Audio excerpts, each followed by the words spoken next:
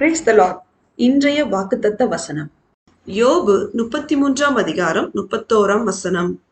யோபே, நீர் கவனித்து என் சொல்லை கேளும்.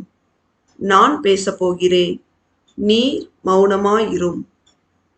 கிறிஸ்துவுக்குள் அன்பானவர்களே, யோபு தேவனை பார்க்கிலும் தன்னைத்தான் நீதிமானாக்கினதினால் பூசியனாகிய பரகேயேலின் குமாரன் எலிகூவுக்கு கோபம் உண்டது. அப்பொழுது எலிகூ, சேனைகளின் கர்த்தராகிய இயேசு கிறிஸ்து மனுஷனை பார்க்கிலும் பெரியவர் என்பதை யோபுவுக்கு எடுத்துரைக்கும்படி, என் சொல்லை கேளும், நான் பேசப்போகிறேன், நீர் பேசாதிரும் என்றான்.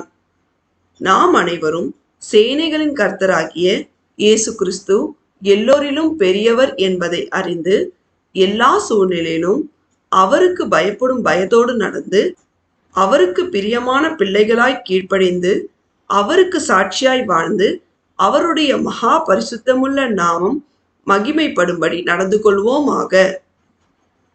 தேவன் நம் அனைவரையும் ஆசீர்வதிப்பாராக. ஆமேன்.